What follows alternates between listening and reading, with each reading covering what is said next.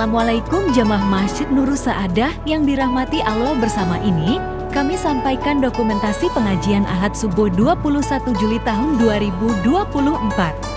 Diawali dengan paparan rencana pembangunan lantai 3 Islamic Center Nurus Saadah oleh Bapak Hartono Indarto.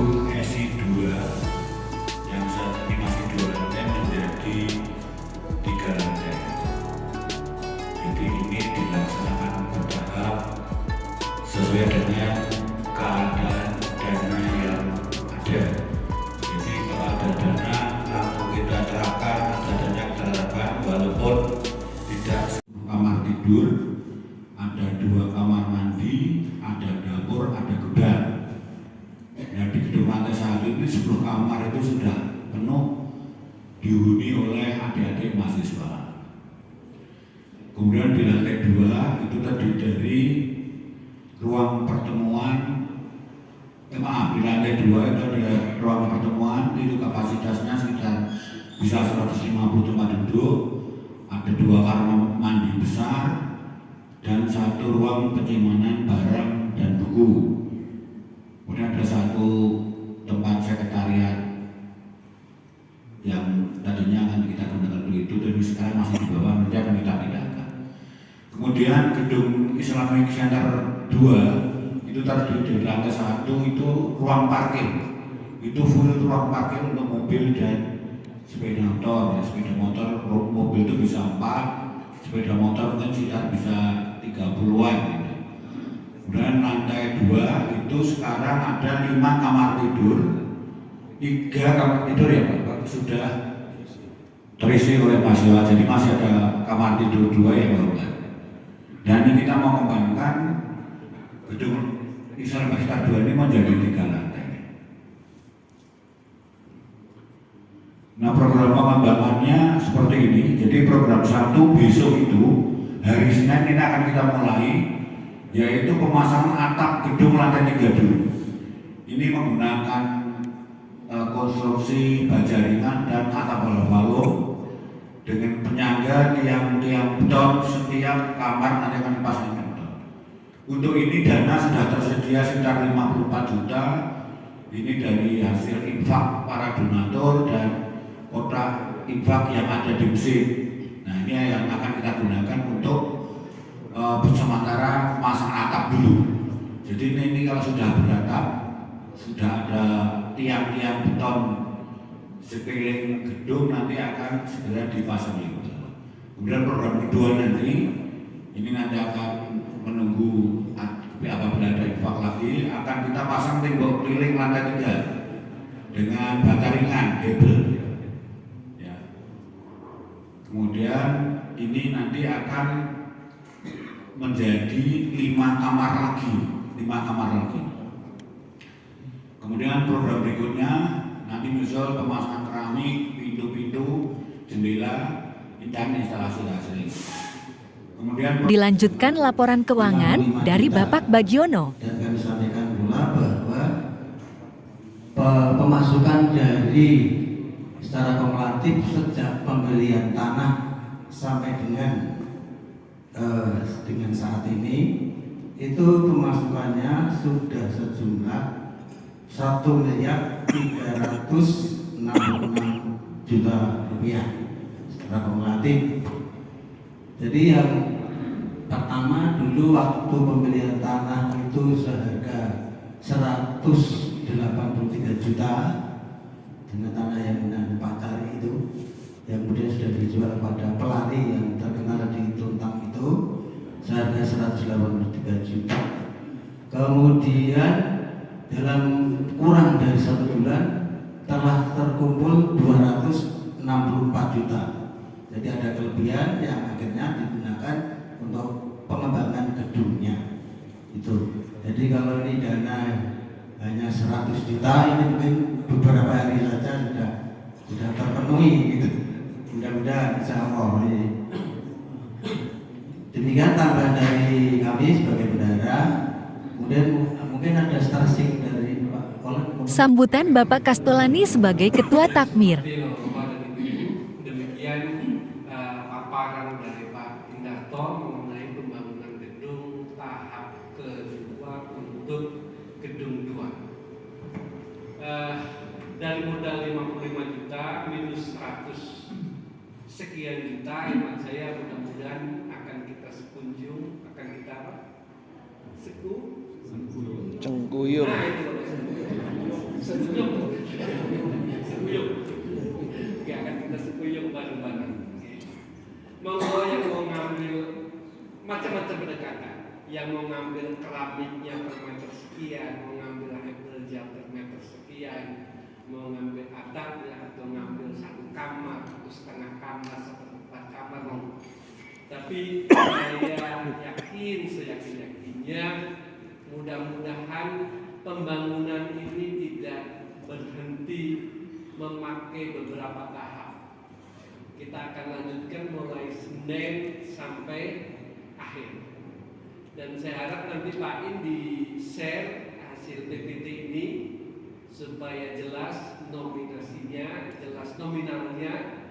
Mungkin dari Bapak Ibu kita semuanya akan ada yang mengambil porsi masing-masing. Saya pintunya saja, saya jendelanya saja, dan sebagainya. Setelah itu tetap lanjut dan semuanya masukan untuk pembangunan tetap lewat Bapak. Ini Menteri Keuangan lama melebihi Bu Sri Mulyani. Karena lapornya cukup rapi dan semua uang yang masuk ke takmir dilaporkan tiap bulan, meskipun dibaca ataupun tidak. Gitu kan. Saya sering di Depri, terima kasih laporannya meskipun belum saya baca. Jadi maklum, gitu kan.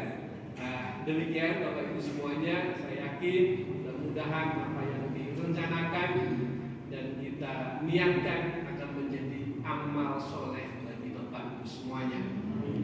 Terima kasih. Mari kita sama-sama mulai kegiatan besok dengan membaca Al-Fatihah bersama. Al-Fatihah.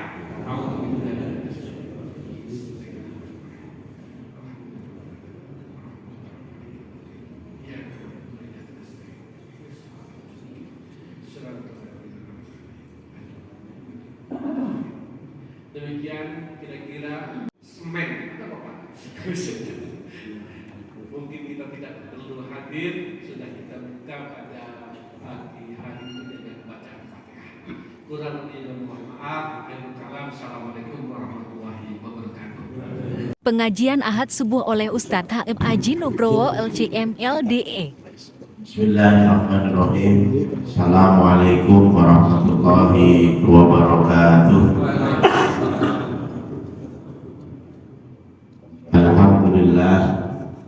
Alhamdulillahilladzi hadana li hadza wa ma kunna linahtadiya laula an hadana Allah. May yahdihillahu fala mudilla lahu wa may yudlilhu fala hadiya lahu. Asyhadu an la ilaha illallah wa asyhadu anna Muhammadan abduhu wa rasuluhu wa khataman nabiyyin. Allahumma shalli ala sayyidina Muhammad wa ala alihi wa ashabihi wa man tabi'ahum bi ihsanin ila yaumil qiyamah, amma ba'd. Faqad qala Allah ta'ala fil Qur'anil Karim, a'udzu billahi minasy syaithanir rajim. Bismillahirrahmanirrahim. Ara'aita alladhi yukadzibu bid-din fadzalika alladhi yad'ul yatim wa la yakhuddu ala ta'amil miskin ila akhir al-ayat. Wa qala an-nabi fil hadits as-sahihah, man ahya sunnati faqad ahabbani wa man ahabbani kana ma'i fil jannah. Qala al-ulama al-haqqu bila nidamin yaghlibu al-batil binidamin. Sadaqallahu al-azim wa sadaqa ala rasulihil karim wa nahnu ala dzalika minas syahidin. Hadratul mukarramin wal mukarramin ingkang kula hormati sedanten jamaah Masjid Nur Saadah, wabil khusus Prokular Bapak Nurul Mustafa, Bapak Tak, dan yang menghubungi saya muncul ini Pak Zainal melalui WA. Dan alhamdulillah pagi hari ini bisa silaturahmi, ngaos dan melihat secara langsung manajemen masjid yang luar biasa. Simbolan sederhana, kalau seluruh masjid di Kota Salatiga menggunakan manajemennya Pak Bab, insya Allah semua masjid akan tampak indah, semua masjid akan tampak maju, karena beberapa masjid di Kota Salatiga itu masih belum bisa menggunakan kasnya, masih lumpuh sehingga tidak bermanfaat bagi lingkungan masjid. Di Jogja ada masjid itu kalau kotak masuk, kotak infak masuk harus selesai tuntas, dibagikan bermanfaat bagi yang lain. Kalau sebagian masjid masih ada disimpan ratusan juta, sebagian masjid itu kelaparan juga masih banyak. Nah ini kemudian menjadi catatan, keberadaan masjid itu sebenarnya harusnya membawa berkah bagi lingkungan sekitar. Ketika masjid itu belum memberikan keberkahan, yang disalahkan bukan masjidnya, tapi pengelolaan masjidnya. Nah demikian, mulai dari Kantor dan Menteri Keuangan yang terlibat di Masjid Nur Saadah adalah bagian daripada orang-orang yang berkontribusi untuk membentuk keberkahan Allah di tempat yang insya Allah akan diberkahi, karena disinilah kebaikan-kebaikan itu akan dijalankan menurut perspektif agama. Allahumma amin. Jamaah salat subuh yang dirahmati oleh Allah, semoga niatan untuk membangun lantai 3 dan tadi diinformasikan untuk mahasiswa UIN Salatiga yang sedang belajar, 1 niatnya untuk membangun tempat supaya lebih bermanfaat, 2 mewadahi Ibnu Sabil, ini kan luar biasa. Ibnu Sabil yang sedang belajar, maka dampak positifnya insya Allah akan bermanfaat kepada siapapun yang ikut berkontribusi. Dan itulah yang salah satu kita katakan, ada pahala yang bisa dibawa sampai orang itu tiada. Salah satu di antaranya adalah terhadap bangunan-bangunan yang bisa menjadi saksi sejarah di dalam hidup kita. Kita pernah beramal yang tidak pernah habis sampai dibawa mati. Dan ini sering diungkapkan oleh para mubalik, idza mata al-insanu inqata'a min amalihi illa min salasin. Salah satu di antaranya adalah amal yang kita lakukan. Mungkin saya pernah mengatakan dalam sebuah kitab itu, kubur itu pernah berteriak. Salah satu kalimatnya cukup menarik. Ana baitut turab, saya ini rumah dari tanah. Dingin, bantalnya juga dari tanah, yang cukup membuat orang tidak nyaman. Tidak ada orang meninggal itu kemudian kita spring bed di dalamnya. Dan yang menarik dari hal ini, kalimat selanjutnya adalah kita diminta fahmilul firas, kita diminta membawa kenyamanan di dalam tempat kita mau disemayamkan itu. Salah satu kalimatnya adalah bi amalin soleh, dengan amal soleh.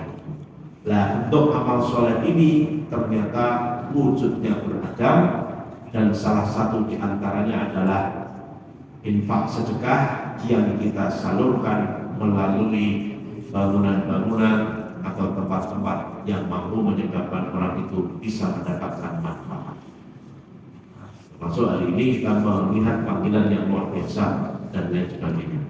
Alhamdulillah, semoga apa yang dilakukan di pagi hari ini bisa dicontoh di masjid-masjid yang lain. Tempat kami di daerah Kemplak itu bangun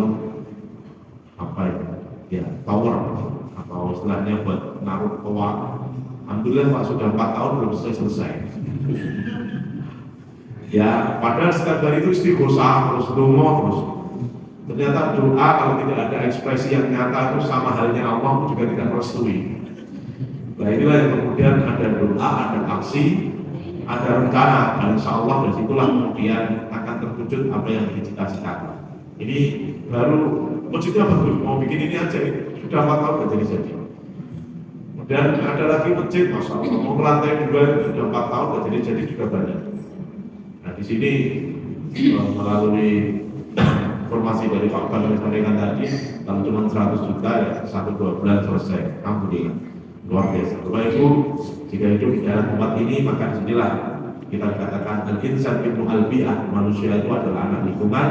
Lingkungan yang mampu mendekatkan ke surga adalah lingkungan yang mampu mengajak kita untuk beramal kebaikan dengan sebaik-baiknya. Semoga kita digolongkan oleh Allah sebagai hamba yang istiqomah dan dimatikan dalam kondisi husnul khotimah. Jadi berharapnya itu ketika presentasi dan waktu di jam 6 kasih itu ngaji.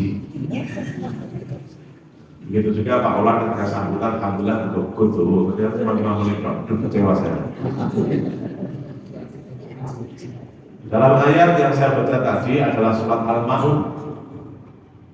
Kenapa ini penting untuk saya sampaikan pada pagi hari ini? Karena mengingat tradisi tadi ketika saya mau jam 3 ke jam setengah 4 pagi masuk dari JB ke sini di kanan jalan itu ada yang sedang dibangun mempersiapkan kegiatan acara untuk pagi hari ini sepertinya tentang santunan anak yatim. Kalau ini sudah Pak ini. 1 minggu ini keliling terus isi kemana-mana itu gitu. Muharraman, santunan anak yatim dan lain sebagainya. Yang menarik dari hal-hal ini adalah ini yang akan saya sampaikan pada pagi hari ini, yang kemungkinan bisa kita peroleh manfaat untuk memiliki motivasi dalam hal berbagi dengan anak yatim. Kenapa? Karena dalam surat Al-Ma'un ini Allah sudah menginformasikan kepada kita dengan harful istifham. Ara'aital ladzi yukadzibu biddin. Kalimat ini itu maknanya sederhana. Apakah engkau tahu orang yang mendustakan agama? Kalimat ini menggunakan kata tanya supaya orang itu punya perhatian khusus. Jadi kalau dalam ilmu ulumul Quran yang pernah saya dengar dari Prof. Kolang bahwa Al-Quran itu dibuka dengan banyak model dan salah satu pembukaan itu menggunakan kata tanya. Ada yang bentuknya kata perintah. Di dalam Quran itu kata perintah itu sebagai pembuka itu hanya 2. 1 menggunakan kata kul, 2 menggunakan kata ikra. Kalau kul itu terdapat dalam 4 surat, Al-Kafirun, kemudian Falaq, Al-Ikhlas, dan Anas. Tapi kalau ikra itu hanya 1 terletak pada surat yang namanya Al-Falaq. Nah ini kalau kita terjemahkan, ternyata orang kalau membaca itu harus disampaikan dari pembukaan. Kalau orang membaca itu disampaikan, itu adalah teori yang paling cepat untuk memahami, sehingga terjadi yang namanya tukar informasi. Membaca itu adalah sumber pengetahuan, menyampaikan itu adalah bagian daripada menguji pengetahuan yang diperoleh dari hasil bacaan. Tapi kalau orang itu membaca tanpa disampaikan, maka dia akan berhenti pada dirinya sendiri sehingga tidak pernah teruji untuk bisa diterima orang lain. Maka biasanya orang yang mampu menyampaikan ilustrasi apa yang telah dibaca biasanya adalah orang yang cukup cerdas. Dan orang-orang semacam ini biasanya adalah orang-orang yang rajin dalam membaca. Itu termasuk membaca keuangan, Bapak, tenang saja. Maka disinilah kemudian pembukaan yang berikutnya ada kata tanya yang dibuka menggunakan kata tanya. Pembukaan Quran itu menggunakan kata tanya. Nah, ada kata hal ataka hadisul ghosiyah. Ada yang menggunakan kata a itu sama dengan hal, maknanya apakah. Nah, kata tanya ini ada 2. 1 yang bersifat positif, yang biasanya dihubungkan untuk menguatkan keimanan seseorang. Tapi ada juga kata tanya bersifat negatif bagi mereka yang menentang terhadap isi-isi terhadap Al-Quran. Maka di dalam ayat ini itu sebenarnya menginformasikan bahwa banyak orang yang beragama tapi dia itu mendustakan agama. Saya teringat sebuah kalimat yang sederhana tapi penuh makna. Rasulullah itu pernah bersabda, "Aksarul munafiki min ummati qurra'uha." Kebanyakan orang munafik dari umatku itu lahir dari para pembaca Al-Quran. Kenapa? Tahu dalilnya, tapi masih sering melanggar terhadap dalil-dalil yang telah dia baca. Kesimpulan sederhana, dia hanya baca saja, tapi tidak pernah tersampaikan mempelajari. Maka kemudian jadikan Quran itu adalah bagian daripada ilmu. Itu tidak hanya berhenti pada proses membaca saja atau menghafal saja, tapi sudah naik pada satu tingkatan level, berupaya untuk memahami isi kandungan yang ada di sana, sehingga kemudian kita tidak dikatakan orang munafik karena mampu membaca serta mampu mengamalkan terhadap isi yang ada di dalam Al-Qur'anul Karim. Maka di sini kalimat ara'aital ladzi yukadzibu biddin, kita diminta untuk melihat. Ya, teori Quran itu kan kalau ingin menyampaikan sebuah informasi, kita diminta fanzuru ilal ibili kaifa khuliqat wa ilas samai kaifa rufi'at wa ilal jibali kaifa nusibat wa ilal ardi kaifa sutihat. Kalimat yang dulu itu orang melihat itu berarti menganalisa, orang melihat itu berarti sedang mengevaluasi, orang melihat itu berarti sedang berpikir keras, sehingga kata-kata yang dia lihat atau bentuk yang dia lihat harusnya akan memunculkan sebuah informasi yang informasi itu menyebabkan dia itu akan tergerak untuk mendapatkan hal-hal yang dibutuhkan dalam aktivitasnya. Maka saya tertarik dalam ayat yang lain. Wallahu akhraja min butuni ummahatikum la ta'lamuna syai'an wa ja'ala lakumus sam'a wal absara wal af'idah. Ini menarik teori perkembangan manusia. Bayi lahir pertama kali panca indera yang berfungsi telinga. Maka diperintahkan untuk adzan dan iqamah. Nah, yang kedua, setelah telinga itu berfungsi baru penglihatan. Ini ingin menginformasikan apa yang didengar oleh seorang anak, maka dia akan mencoba melihat. Nadhoro, melihatnya. Ketika dia melihat, baru akan menjadi ketetapan, menjadi sebuah keyakinan bahwa aktivitas yang dia lihat itu menjadi contoh yang akan dilakukan dalam keseharian. Mengalir. Jadi mohon maaf, kalau anak itu 11-12 dengan ayah dan keluarganya, karena yang dilihat ya hanya keluarganya. Maka strategi yang dilakukan oleh orang tuanya biasanya agar anak itu tidak melihat hal-hal yang begitu menonton saja di rumah. Akhirnya orang tua berinisiatif untuk menitipkan anaknya di pondok pesantren supaya anak ini mengenal dunia luar, dunia pendidikan yang mampu menyebabkan dia melakukan perubahan dari hal yang biasa dilihat menjadi hal yang perlu dikembangkan lagi, yang tidak hanya berhenti pada dirinya sendiri tapi juga dikembangkan untuk mendapatkan sesuatu yang lebih bermanfaat untuk hidupnya. Kalimat itu afala yang turuna ilal ibili kaifa khuliqat, apakah kau tidak lihat bagaimana onta kami ciptakan, wa ilas samai kaifa rufi'at, bagaimana langit kita tinggikan, kita bentangkan, tidak ada penyangganya sama sekali. Alhamdulillah, orang cagak, kalau cagaknya ambruk maka langit itu runtuh. Wa ilal jibali kaifa nusibat, bagaimana gunung kita julangkan, tinggikan. Sebenarnya gunung itu mesti menjulang. Gunung kok datar itu namanya bukan gunung. Wa ilal ardi kaifa sutihat, bagaimana bumi kita hamparkan. Namanya bumi itu mesti darat mesti datar. Dari datar ini orang kemudian bisa mengakses untuk beraktivitas dengan jalan kaki, dengan naik kendaraan dan lain sebagainya. Ini adalah ciptaan Allah supaya manusia berpikir keras untuk melihat bahwa segala sesuatu yang dipikirkan manusia, terkadang manusia tidak mampu, hanya Allah yang mampu menciptakan.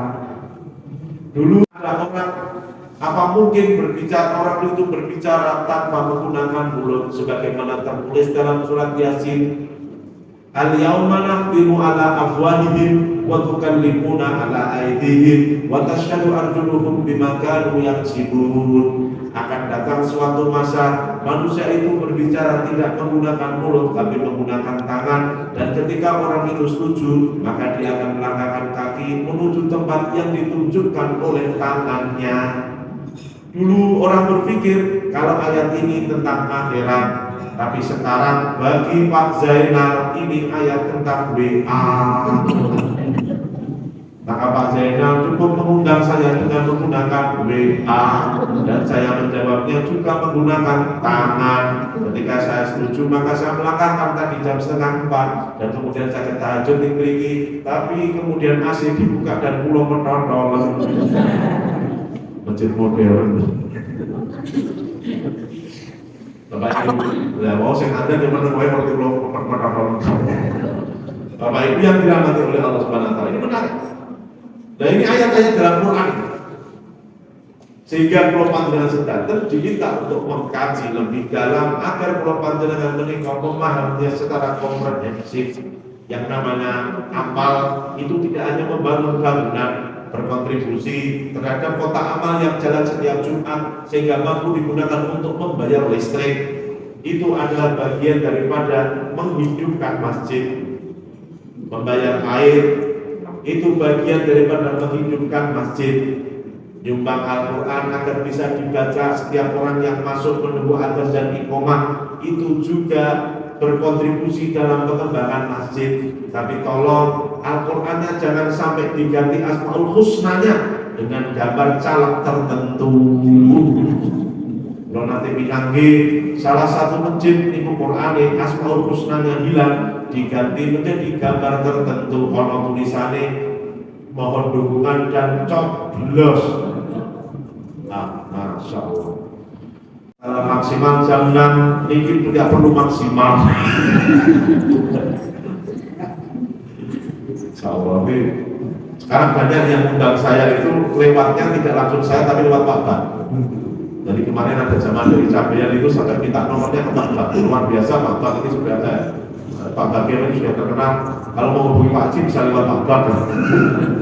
Bapak Ibu yang dirahmati oleh Allah Subhanahu Wa Taala, ara'aital ladzi yukadzibu biddin. Ini kalau singkat dengan mawon. Kalimat kadzdzaba ini dalam kalimat ini mendustakan. Orang mendusta itu kan ayatul munafiqi salah satu wa idza kadzdzaba. Kalau dia berbicara dalam mesti berbohong, wa idza wa'adal khana, kalau dia berjanji mesti berkhianat dan seterusnya.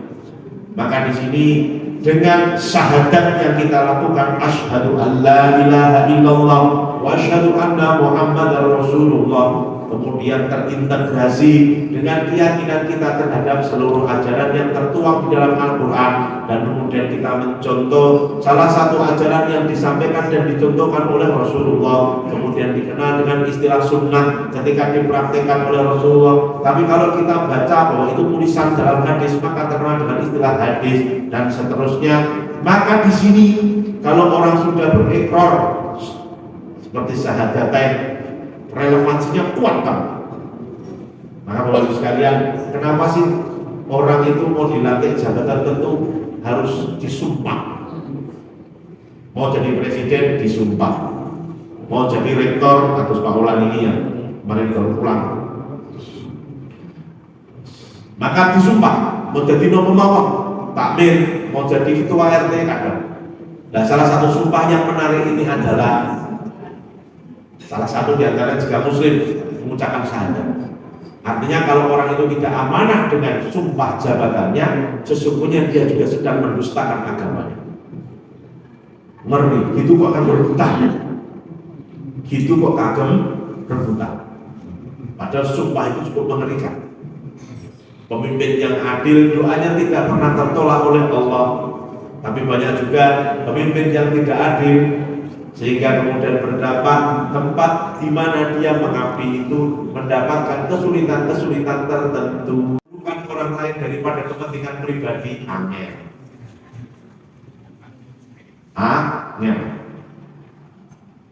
Maka ini kenapa jadi bertanya? Nah, kemudian inilah nilai khidmah yang kemudian ingin dibangun tidak untuk dirinya sendiri, tapi juga untuk orang lain. Maka ini menarik Bapak Ibu sekalian. Siapa yang mendustakan agama? Salah satu indikatornya mereka yang kemudian tidak mau menjalankan perintah agama secara baik dan sempurna. Salah satu indikatornya di dalam ayat ini adalah fadzalikal ladzi yadhul yatim. Orang yang gemar menghadik anak yatim. Definisi menghadik itu bukan dimaknai kemarin, tidak. melakukan pembiaran, tidak peduli terhadap anak yatim. Kalau kita terjemahkan dalam konteks sekarang, kejahatan itu terjadi karena kemiskinan. Laras napa boten? Sehingga banyak para penjahat itu lahir dari kelompok yang ekonominya kurang beruntung. Dan juga banyak pejabat juga yang jahat. Tapi yang ingin saya sampaikan, kemiskinan adalah faktor utama, rasa bersyukur kurang, akhirnya kemudian berdampak amanah yang tidak bisa berjalan dengan baik. Korupsi kok sampai 121 triliun. Yang viral kemarin itu artis tertentu kalau mau buat bangun perusahaan ada turah-turah. Hasibu anfusakum qabla an tuhasabu. Kita diminta itu untuk berintrospeksi sebelum kita ini dievaluasi oleh Allah Subhanahu wa taala. Nah, salah satu momentum itu kita diminta untuk berdoa awal tahun dan doa akhir tahun. Doa akhir tahun memintakan maaf terhadap, memintakan ampunan terhadap segala macam bentuk dosa yang kita lakukan. Tapi ketika berbicara doa pengharapan yang dimulai daripada awal bulan Muharram, 1 tahun yang akan datang Allah senantiasa berjaga. Kenapa kok perlu ada semacam itu yang namanya doa harus dipanjatkan? Kenapa harus dalam bulan Muharram? Ya karena setahun itu kan pasti dimulai dari awal tahun baru dan kemudian diakhiri dengan akhir tahun baru atau tahun baru yang memiliki kalender Hijriah. Yang menarik dari situ, kalau kenapa harus di bulan Hijriah? Ya karena itulah bulan kita dalam beribadah. Namanya puasa Ramadan itu mesti bulan Ramadan, tidak mungkin Juni, Juli, Mei nggak bisa. Yang namanya bulan haji itu Dzulhijjah. Tidak bisa digunakan bulan kalender Desember dan lain sebagainya. Yang kemudian dikomparasikan dengan teknologi keilmuan sekarang, akhirnya ketemulah hitungan-hitungan tertentu dan kemudian gabung antara kalender Hijriah dengan Masehi. Kamu lihat tuh. Padahal ladzi yad'ul yatim, dalika itu isim isyarah sudah ditunjukkan bentuknya seperti apa orang yang mendustakan agama. Itu loh contohnya itu. Kalau itu berarti cetok, bentuknya cetok, termasuk orang yang mendustakan agama. Salah satu diantaranya adalah orang yang gemar mengabaikan keberadaan anak yatim. Yatim itu siapa? Mereka yang tidak punya bapak ibu. Nah, kemudian diterjemahkan di usia tertentu. Jangan kemudian sampun sepuh ya seminta cek aku yatim piatu.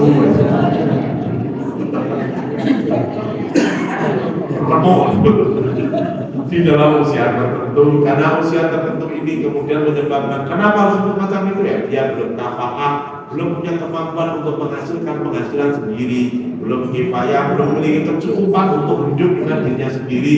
Maka butuh puluhan tangan, puluhan bantuan kepada orang-orang yang lebih beruntung daripada hidupnya. Untuk lahir menjadi yatim bukan pilihan, tapi Allah mengendaki dia itu adalah orang yatim.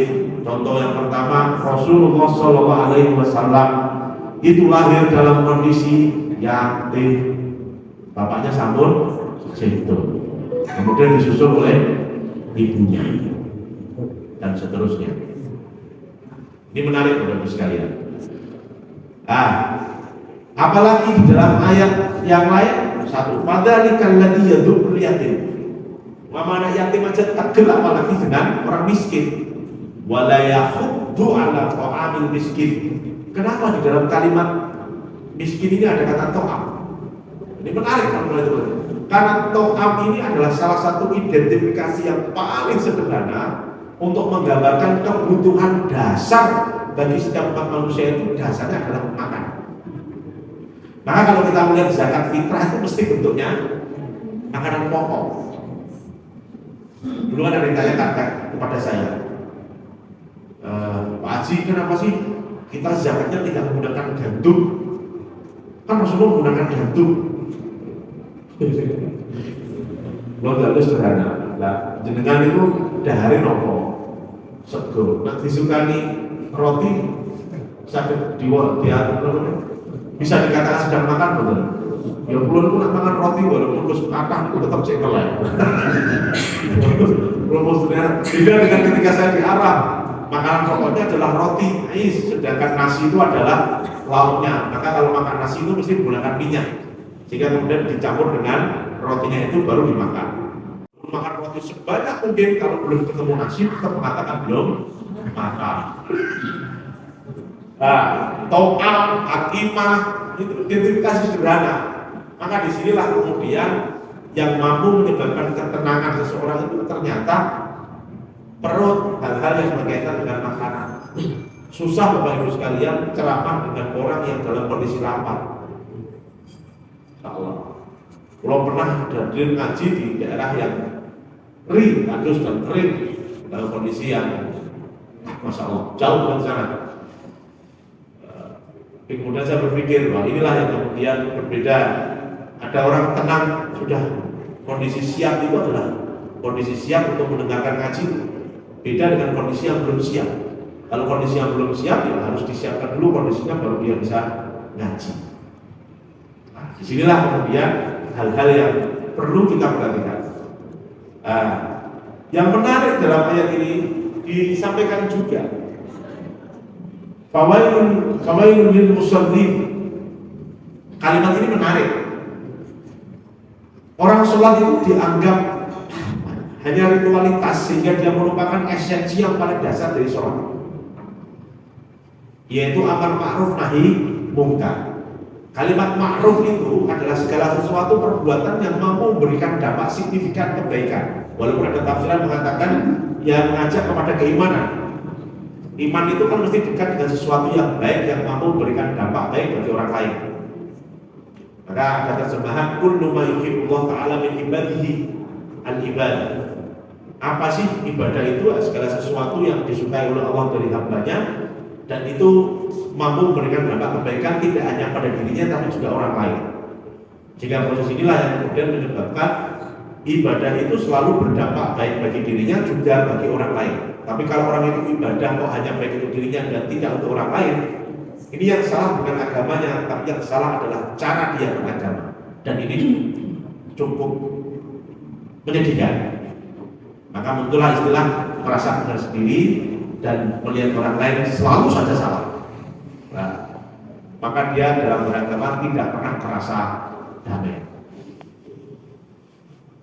Nah, ayat ini menarik, perlu ditadabbur dalam Al-Maun. Ternyata bisa dikaitkan dengan banyak sekali fenomena-fenomena sehingga saat ini kalau kaitkan dengan sebuah tradisi, muncul tradisi yatiman yang dilakukan di masyarakat karena waktunya mau habis, maksimal jam 6. Aku pikir hari jamnya Pak Kalau mau bersari jam segini Pak.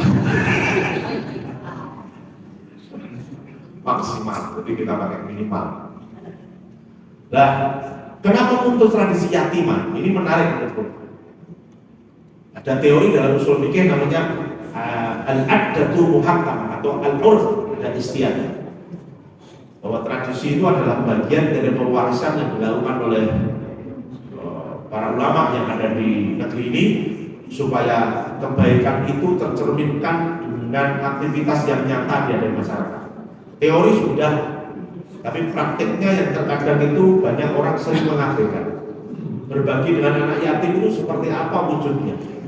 Nah, muncullah tradisi yatiman itu, walaupun dalam hadis menarik, kita perhatikan itu memuliakan anak yatim, dampaknya luar biasa sekali bagi orang yang memuliakan.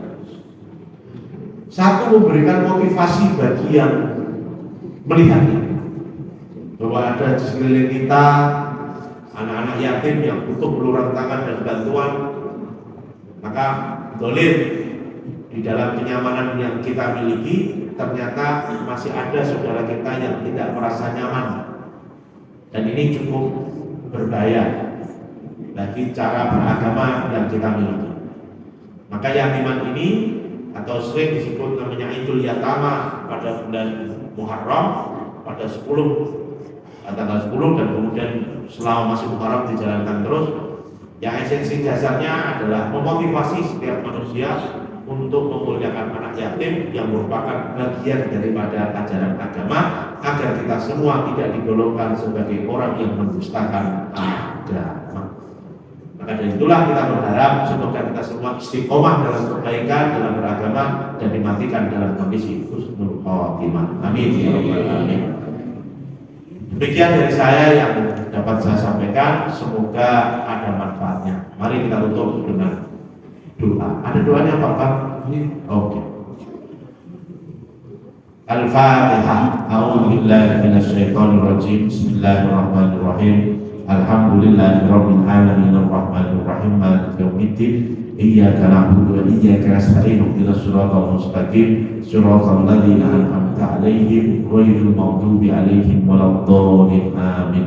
Allahumma shalli ala sayyidina Muhammad wa ala ali Muhammad kama shallaita ala sayyidina Ibrahim fil alamin innaka Hamidum Majid. Hamdan syakirin, hamdan na'imin, hamdan biwafi ni'mah wa yukafi'u mazidah. Ya Rabbana lakal hamdu kama yarja'u 'azimi sultanik. Allahumma inna nahmaduka wa nasta'inuka wa nastahdiik wa nastaghfiruka wa natubu ilaik wa nu'minu bika wa natawakkalu 'alaika wa husni 'alaika khairan kullah.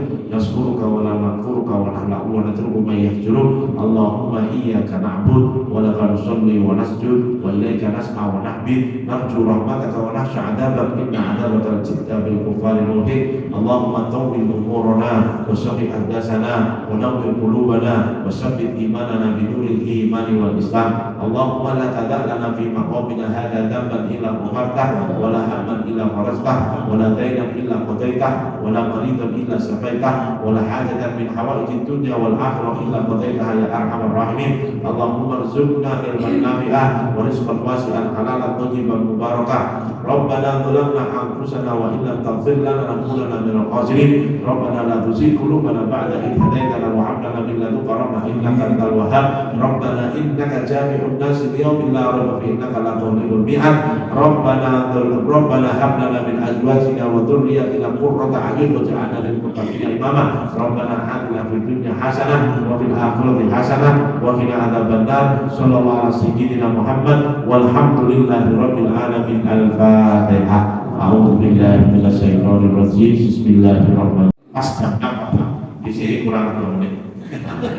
Maksimal jam 6. Terima kasih. Assalamualaikum warahmatullahi wabarakatuh.